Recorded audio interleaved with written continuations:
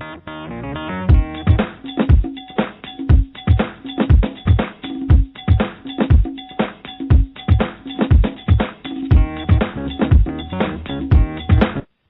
geocaching friends. Welcome to Hiker James' Geocaching Talk Show, live from Ohio, USA. The time is 3 p.m. Eastern Standard Time. We are on the air. Okay, hello everybody. This is Hiker James. He'll be your host on Geocaching Talk Show with co-host Kenny Gibb from Arizona. And today we have a temperature of 87.4 degrees. It's only supposed to get up to 80, so I don't know what happened there. But it's a little on the warm side here today. So we're going to do a couple little things here. First of all, we're going to start this little ad because we've been kind of getting a little bit later into the show on these. So I'm going to start this in with 27-second commercial, and we'll be right back. Today's show is brought to you in part by Geocaching Blog from Open Caching North America. Find it at blog.opencaching.us. Free geocache listings for the United States, Canada, Mexico, and other North American territories. Check it out today. That's blog.opencaching.us. Or go to opencaching.ca and click on blog. There you go. And today we are kind of going a little, just throw it out there. Whatever you want to talk about, just call in and tell us who you are, where you're from. I know that we're a little bit slow on the callers, but we've been having a lot of archive listeners. We'll give it just a second here and see who we got online. Hello? Yeah, I Hello, did. you're online. Oh, hey, Ken. And yeah, right there for a minute. I have a little technical difficulty there. But out here in Arizona, it's 12 p.m. Mountain Standard Time. And we got you beat today with a temperature of 85. That's not bad. You're probably enjoying that. It's been drizzling a little bit on and off here. So, yeah, I'm kind of enjoying that. Now watch you don't get mudslides. Yeah, well, not too often. Depends how much rain we get. Right. Yeah, I was just starting off there. I keep hitting the wrong button on here. I want to bring up this my notes. There we go. I got a let everybody know that I did get a message from Blog Talk Radio, and it says we are aware of the issue of voice drop out on the studio. Although we originally thought this was fixed, we've discovered a root problem, and the engineers are working on that solution now. Stay tuned to the top of your studio for updates. This will not affect the archive or the live stream. It only affects the live telephone connection. Thanks for your patience while we work on this solution, the Blog Talk Radio team. So just to let you know that we might have a little technical difficulties on both ends today. But anyway, we're going to start this off by what do you want to talk about, Ken? Well, we went out last weekend, last Sunday, and picked up, went out with some friends and picked up about 10 caches on the new power trail published out here. And that's about all we could take with the heat. Right. So, and on our way out, we probably hiked a good mile and a half out. Good thing we had our camel packs with us. Camel pack. Yeah, how's the lizards doing out there? Are they getting plenty of water in their canteens? Oh, yeah. Yeah, they are. Say, you're talking about the water. I was reading on the, I think I lost it here. You was telling me about that Geocaching 101. What was that? Or where they have these dog packs that were to haul water and food, little packs that strap around their dog. And I seen something that looked kind of funny, but as I was reading it, it was talking about the little doggy shoes to keep the dog's feet from getting too hot out there in the rocks and things like that. I thought that's pretty nice if you could get your dog to wear them. Yeah, it'd probably take them small to get used to. I'm going to get a set for our new little geocaching dog and get her started early on those. But while we were out caching last weekend, we seen another car out there. We said, I wonder what that guy's doing way out here. So we had stopped. We said, are you geocaching? And he said, yeah. And it was, one of the local geocachers we hadn't met yet. So he was out finishing up the last 10. He was out the day before. I think there's 68 in all. And he had his dog out there the day before, he said, and had to carry the dog back to the car because the dog was ready to have a stroke. Wow. So it's just one of those things, go prepared. And he takes his dog everywhere geocaching. Yeah, some people might try to stay out there too long with the animals. It's you got to figure that they're lower to the ground where the heat is most, too, where you're up a little bit higher and get a little bit more air blowing on you or something. And don't forget too, you for every 2 steps you take, they got to take 4. So slow down and let them enjoy their trip too. And then my wife left me this morning. She left you? Yeah, she's out geocaching. I figured that was coming up. Yeah. She went without you? Yeah, she did. One of our friends called and says, my husband's out of town, let's go geocaching. And Billy said, okay, well, give me a few minutes to get ready. And 5 minutes later, there was a knock at the door. Yeah, they hopped in the truck. They told me where they were going, so I can sit here on the computer and watch their progress. They went about 30 some odd miles north of us. Is she going to let you claim half of the first to finds? Well, there is no first to finds on these. Oh, that's too bad. You could really have a fun day there just sitting at home getting them. Yeah. I think all of them around here is pretty much all gone too. Haven't seen any showed up as new ones here for probably about a month.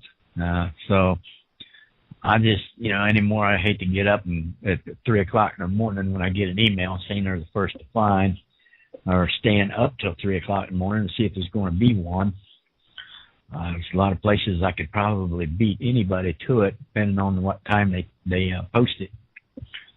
So, but I'm looking here, and they're up to about 42 so far on the day.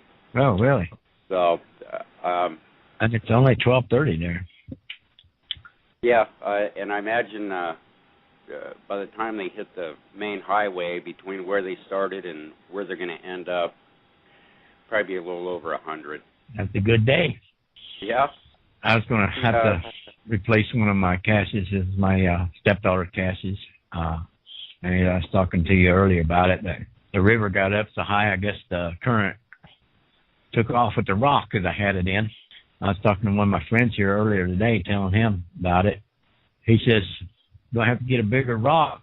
I said, no. I said, the next one I put out there is going to be above water level. You wouldn't know how much of a current that water runs, when it gets up over the banks like that. And there's a lot of people that can't, you can't go out there any time, any day of the week and find this cache. It depends on how much rain we had and everything. So I'm going to make it a little easier on people and put it above the water level. Yeah, anything that close to the water, kind of run that risk of losing it. Actually, I went out this morning to check on a couple of ours. It's under looks like an old tree stump, and you lift it up, and there's a plastic container under there, just like the ones that I had sent you. And so I lifted up the stump, and you could see the bottom was all cracked in half, and right next to that was a little hole with this tail sticking out of it. And I touched that tail with a stick, and this big old lizard came running up out of there, and scared the heck out of me. But the cache had a crack in the bottom of it, and who knows what was living in there. So I carried it carefully back to the truck until I got home, sure enough, everything in there was just muddy. Right. So I'll be going out probably after the show and replace that one. Yeah. Well, it's got to be done. You can't expect them to stay out there forever and be in perfect shape. But maintenance is one of the things a lot of people don't do anymore, around here anyway. And we pretty much have to archive stuff ourselves, post it and everything else, and to get them to shut it down, because some of these people, they haven't even been online at geocaching.com for 4 or 5 months, and before they just put them out there, and they don't leave anybody in charge to help them out, to take care of that stuff. Yeah, got someone out there from the UK listening. Yeah, that's the Geocaching Gacket. He's up there on a couple of places. I've seen him on there. But I'm trying to get him to call in. I don't know. Let me see. I'll let him know that we have Skype too. I guess he must be listening to us, or he wouldn't be on the chat. So if you got Skype, you can just call in on Skype. If you don't, if you just got a telephone out there, you can call us, and we'd like to hear from anybody that'd like to call in. Kind of a funny thing here on the geocaching blog back on the 5th. And the geocaching blog, you can find that at top of the page at geocaching.com. Go to community, and from there you can find the blog page. There was this article, and I'm not going to get into the whole thing, but it says advice to geocache hiders from law enforcement. So in the first little paragraph, I kind of got a chuckle out of, and it says there are 2 words geocachers crave hearing when their geocache is published: found it, and there are 2 words all geocachers would prefer never to hear when talking about a geocache hide: suspicious device. Yeah. Yeah, we talked about that a lot, so I don't want to. I just thought that was funny. Yeah, it was, and but a lot of those people, they know that it's a geocache, but it's just their job that they have to go ahead and check it out anyway. Just because of the fact that somebody did call it in, if you didn't know what it was and you called it in and they said, "Oh, it's just a geocache, go back to sleep," or whatever, it kind of make you a little upset. As long as they're not doing it just to watch the fire trucks and stuff going down the street. So yeah, and also on the geocaching blog, the cache of the week, the once and future geocacher Excalibur, and that's G2 Victor Queen 88, and that was a pretty interesting cache right there. Okay, that was G2 Victor Queen 88. Yeah. And I guess he put a lot of time, everyone knows the story of Excalibur. It looks like he actually used a real stone to put the sword in. Uh-huh. And it's a really neat story. He put quite a few hours. He said it took about 20 hours to drill the hole in this stone, and about another 5 hours to build the sword. But anyone wants to look that up and read it, that's on the geocaching blog, Geocache of the Week. Looks like something out of the movie I seen one time where they had a sword down in a stone. I think when they pulled it out, it turned into a rock. Somebody that, I don't know what you could call. But anyway, that's off the subject there. Well, I guess whoever could pull the sword out of the stone would be king. So that'd be something different to find. How he got it in there so tight. They must have really got it in there pretty snug. Yeah. Is that a geocache in it? Yeah, that's a geocache. That is the geocache. Well, you wouldn't have to worry about somebody dragging it off and taking it home with them. It looks like a pretty good sized rock. let's go to another ad here real quick. It's be back in about 22 seconds. This part of Geocaching Talk Show is sponsored by Cache Advance. For a full line of geocaching needs, visit their website today. They are an official Groundspeak distributor, and they have everything you need for geocaching supplies. That's www.cache-advance.com. All right, check that out. Got everything you need and more. It's getting to where a lot of people are doing a lot more online shopping now, and by the time you find a place that's within reasonable distance from you, you could have probably already had it if you ordered it online. They got a lot of secured lines, now, not like it used to be. And there's a lot of things I order online now, and usually got it within 3 days. So that's another way of thinking of how to order something that you can't find at your local hardware store. That's something we had talked about. Some friends of ours is opening a small geocaching store here in town. But, with everything online, I don't know if it would really be worth it. Right.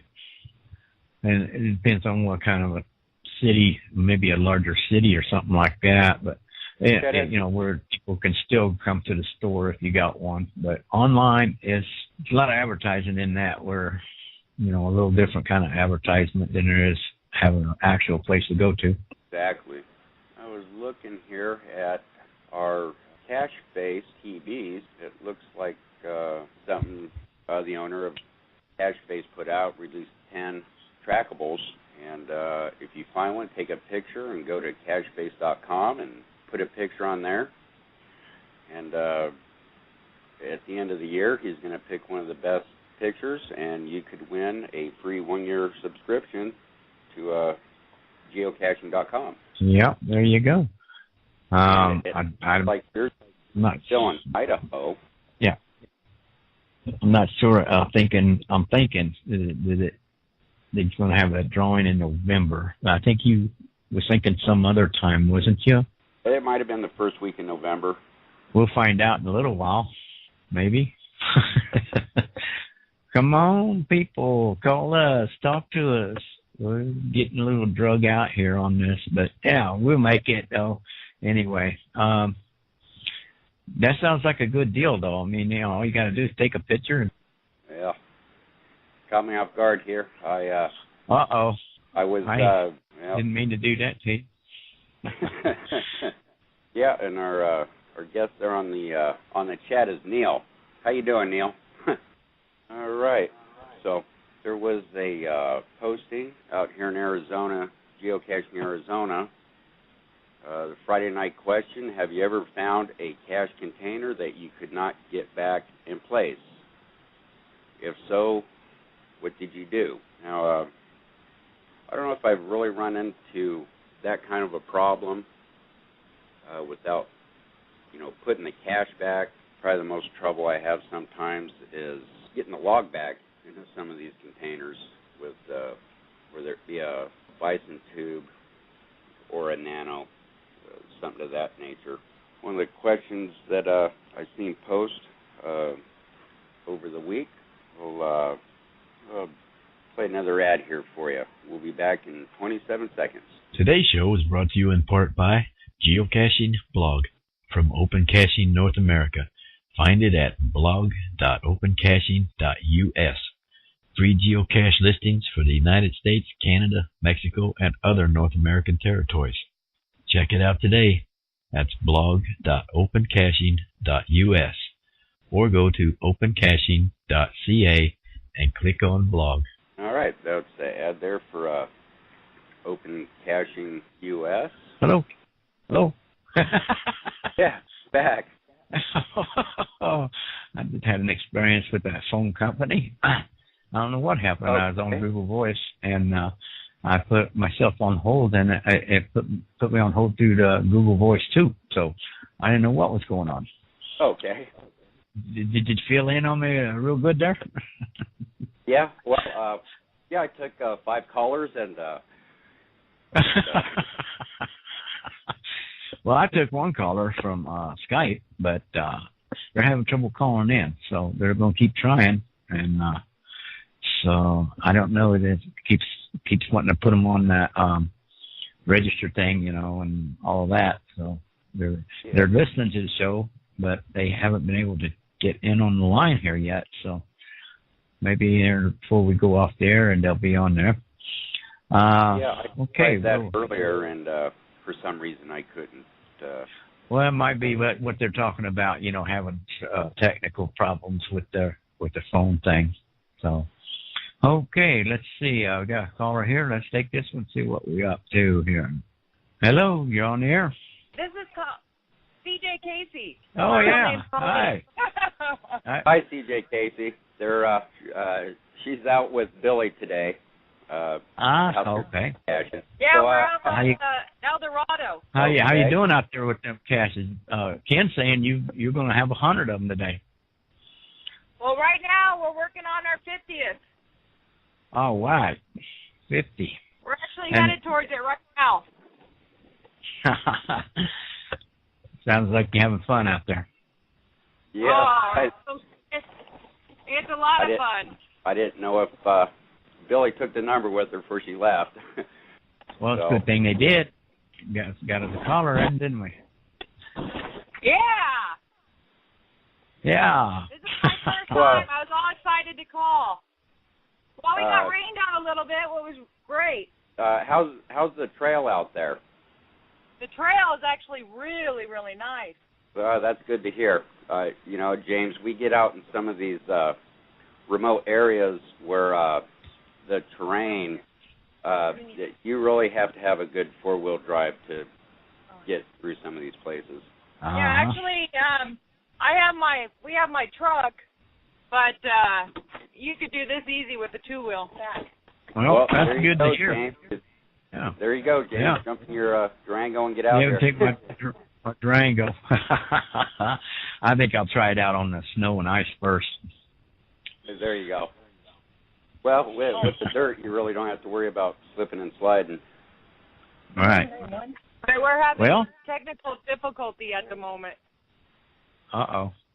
Well, we have that every week. Okay. Wait, I think we're back on track now. Well, don't get lost. I don't know if I can. Can I navigate?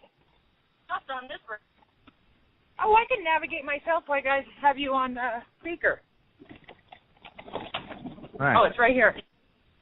Okay, we're right here. Okay, I'm getting out. We're going to look for it right now. Yeah, if anyone wants to look up this power trail, it's called El Dorado, and it's GC4 David Tom 6 John. Billy just found it. Well, that was quick. Yeah, this is fairly easy trail. Yeah, these There power are only trails, 2 sides. it's more or less, getting out there, going out and having fun. Yeah, and the weather's great here at Searchlight. Did they take your geocaching dog with you, Ken? No, they probably should have. Oh. Maybe next time. So, yeah. Well, there'll be other times because I believe there's about 800 of them out there. Oh, okay, so they have plenty of time to take the dog. Yeah, and our camping season is coming up pretty soon, so we're just waiting for that. Go out and spend a weekend geocaching. That's the way to do it. We're on to the next one. Okay. We're on our way to the next one. So let us know when you get it, and we'll be here on. Okay. Hello. Hey, Colleen, I'm going to put you on hold for a minute, okay? Hold on just a second. Oh, Paul? Hi, how are you? Yeah, good. I see you finally got through. Yeah, finally got through. A little bit of jigging around and we got there. Oh, yeah. This is Pilot Suggs calling in to chat with us today. So, Paul, I'll let you take a few minutes there and tell us who you are or where you're from. Yeah, sure. My name is Paul. My geocaching name is Pilot Suggs. Reason behind that, the Suggs part of it is a nickname from stuck with me from school due to my surname being Suggett, and pilot is I'm a qualified commercial pilot as well. So I just blended the two together to come up with a geocaching name, and that was back in early 2010. And here I am geocaching ever since. With a background in technology, I decided to set up a dedicated social network for geocachers because the geocaching club, as I like to call it, we're a very passionate team of people, no matter where we are in the world. So I wanted to come up with something that's unique, that everybody could hang out in and share their experiences and adventures on the trail, and hence cacheface.com was born. You're doing a good job with it there. I admit, you stay right up with it, and as far as spamming and things like that, you're doing a real fine job. And yeah, one of the ideas behind it is that we all know of all the other social networks out there right now, and to be fair, there is a lot of hangout areas, but they're quite segmented to people's individual locations. For instance, in Northern England, there might be 5 or 6, but if for people, say, where you guys are, you would never know that those people existed. So the idea of Cacheface is to bring a global platform together where everybody, no matter whether they're members of all these different social networks, they've got one hangout place they can come to and actually just share and meet new friends and just connect with people, no matter where they are in the world, and share ideas, tips, tricks, but share the passion of geocaching. Yeah, we were, we talk every week about the Cacheface Travel Bug Showcase. Yes. Can you explain a little bit more about that? And I understand the contest, and when is that going to end? Yeah, well, the contest itself, I came up and designed 10 unique, travel bugs bearing the cacheface.com logo on them, 5 blue ones, 5 red ones, and they were released, into the wild world.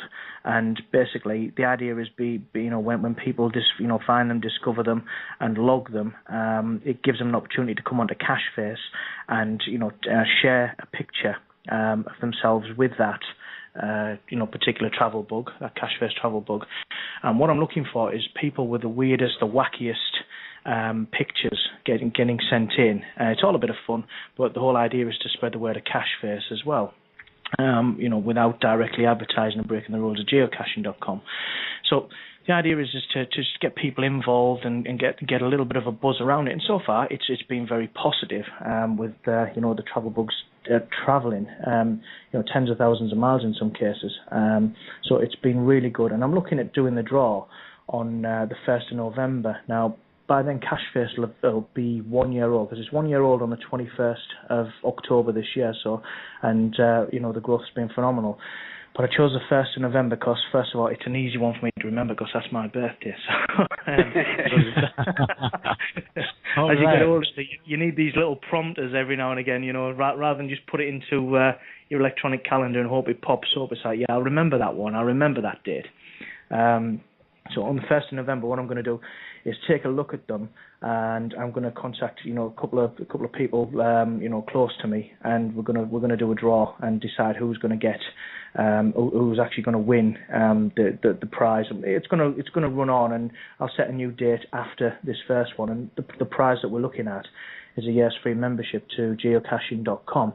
So whoever we choose, it'll just be the fact that Cacheface will extend their premium membership if they're a premium member for a further 12 months. If they're not a premium member, then we'll upgrade their basic membership if they win to premium membership for the following 12 months. Going to give somebody a chance to be in there, and it's a good win. I told you, Paul, I'm not qualified. So that's right. It's something we all have to pay every year. So it was like, well, why not make it a prize? Because we have to pay it if we want the premium membership. And to be fair, we all want that. With the benefits that come with that. So making it a prize is it was a no-brainer really. It was like, yeah, this is what geocaching people want as part of what they do and what they're passionate about. Right. And, did you see online there, Paul, where Cotswood Geocaching, Jacket, was on the chat there for a little bit listening in, and he said he's in the UK there. I've been meaning to get down to their neck of the woods, and I'm going to look those guys up. You know, when I do get to go down there, because I try to get to a lot of different geocaching meets and meet new people and you know, all over. And so far, you know, I've got to different places in the UK. Eventually, I'm going to warn you guys. I'll be coming on an aeroplane and I'll be hitting the US. So you know, you need to hide. Uh-oh. Really. Now I tell you what, I got an idea of what size plane you got. But there's a place over here. It ain't a mile and a half from the house. This farmer has got a little airfield out in the bean field. Excellent. Yeah, I'm thinking, well, you could land that thing right out there. He's got a north, south, and an east and west runway, and yeah, excellent. But yeah, the plan is I'm gonna look these guys up at Cotswold Geocaching, and maybe go off and get a bit of caching, you know, done with them. But equally, again, there's a lot of other areas I want to be looking at. You know, get in the caching in. Right now, I haven't been doing a lot of caching. Did you know, quite a few days over the 31-day challenge in August. But not every day, because I'm working on a lot of new toys for Cacheface right now, including the app, and they're taking a lot of the time up at the moment, so I can bring further features to our members. So I'm always looking for ways that our members can benefit. One of the main, you know, a big one is we have, you know, some geocaching suppliers have come on board, and what they're doing is they're offering our members discounts at their outlets, as long as you're a Cacheface member, and you know, you'll find that on Cacheface, and they offer, you know, a discount coupon depending on what product it is. You know, we even have the UK Cash Mag on there right now, and they're offering you know, their discounts to new subscribers. So I'm looking at ways to enhance, just make a better experience for our members, so that they themselves get something really good out of being a member on Cacheface, which is completely free, of course. You know, they don't have to pay for that privilege. That's nice. A lot of work you're doing there for a free membership, and we all appreciate it. It gives us our place to hang out. Yeah, absolutely. Paul, I had a question for you. How did you get into geocaching? It was by fluke. My best friend, and you'll see him, you know, here and there, and or I make reference to him. Ian White, he's called, and his geocaching name is Ian D+P, and that stands for Daniel plus Paul. That's his two sons, and he initially got into it via somebody else, as we all do. And he just said to me one day, "Hey, have you seen this new thing?" And I'd never heard anything about it. I said, "Right, let's have a look at this." And almost instantly, you're hooked. And from there, you just can't let go. And it changes the world around you. And I found myself driving a car thinking, that's a good place to hide a geocache, or I wonder if there's a geocache over there. And all of a sudden, your life in an instant just changes, and it becomes addictive. It becomes an absolute bug, and you know, your life tends to start moulding around that now. You know, in the fact that any spare time, we all want to get out there. And geocaching, and certainly, you know, with the GPS, I've been to places I didn't even know existed, not just in my own town, but in, you know, wherever. And I think to myself sometimes, if I didn't have this GPS here, I wouldn't have a clue where I'm at right now, you know. And you put a lot of faith in these things. And obviously I have a backup via, you know, your phone, or, you know, certainly if we you know, myself and Ian D&P, we cache together 99.9% of the time. When we can, so we have two GPSs and so on. So we, you know, if one went down and the spare batteries didn't work, we've got another one. So we've got a fail safe with that. But it just becomes addictive, and it starts taking over your life in a good way. Yeah, because we like to do a lot of camping and hiking. And are you in a rural area, or? Well, I live in a town on the northeast coast called Hartlepool, and I've got the last count was 11 geocaches out in Hartlepool, but I also have a couple of big geocaches out over in the English Lake District in a place called Keswick. it's a place called Castlerig at Keswick, and they've been out a long time. But with it being a tourist area in the English Lake District, it gets hit by people from all over the world. So you tend to find a lot of travel bugs that go in there suddenly find themselves, all over different parts of the world. And I chose a couple of those locations to actually launch a couple of the cashface.com travel bugs for the challenge, because they get a good chance of actually going some real distance, from there. But and that's a beautiful part of the world. Yeah. And and as you know, you sent two to James, and he had sent one to me, and they are both still traveling the U.S. Yeah, they're doing some good mileage, aren't they, right now? With I think each one has a little over 7,000 miles. Yeah, that's right, and that's really good to say that they've. When did we launch them? About 3 months ago, something like that. They've gathered some real mileage, and hopefully it's a lot of people have had a lot of fun in discovering them and moving them on. And certainly having 10 out there, it's I do get a lot of email alerts, different places, and I check in on everyone to see the locations, because I have a genuine interest in where these little fellas are landing in the world. I thought the one I had out here and sent out, I thought it was lost for sure though, but it came back on the radar. Yeah, it came back with a new motor on it, and then it just started hitting miles. And it went to Groundspeak, and they said they placed it. They placed it in Groundspeak, and along with 500 and some other ones. And I'm thinking, man, it's gonna. I don't know if they got a big bucket they put them in or what, but they must have something like that, yeah. But that's absolutely. It's great. The people, excuse me, are moving it on. And what I will say to people, if you do discover it, get your photo taken with it. Check it out on the site. Upload it on cashface.com, and let's have a good bit of fun with it. And who knows, you may well be in with a chance of getting 12 months membership on it.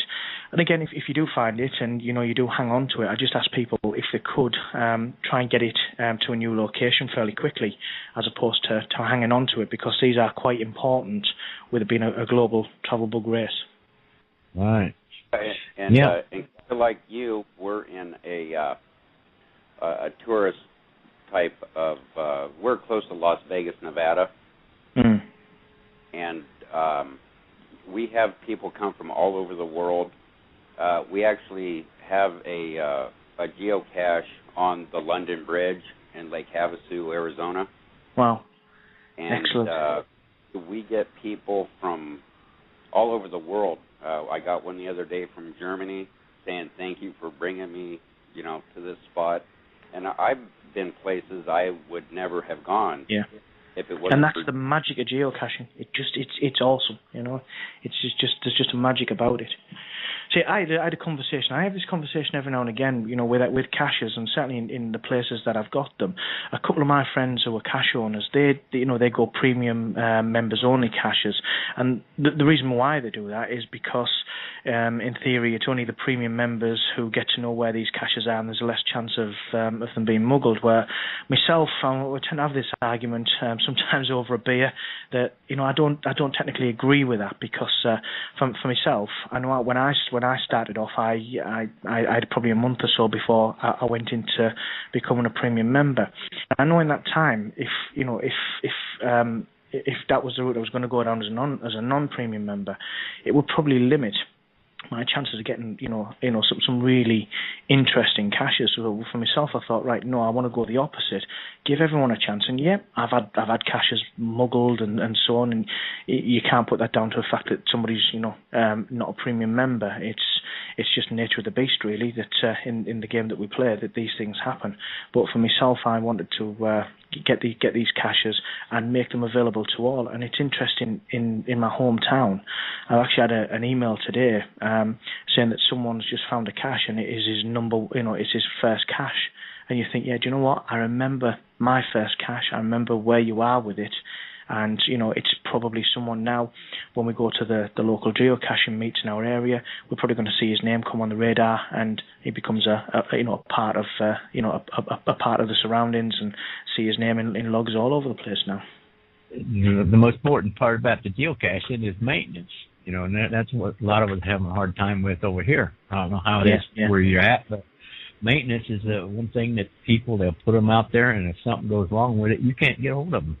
Yeah, that's right. Well, luckily, I mean, our the person who looks after it all, who issues the caches out, the volunteer reviewer, he's really good in our area, in the fact that if something's been marked as disabled for a while and so on, he will issue the 14-day notice of archiving and things like that. And we tend to have quite a clean map in our area for that, because he's on the ball with it.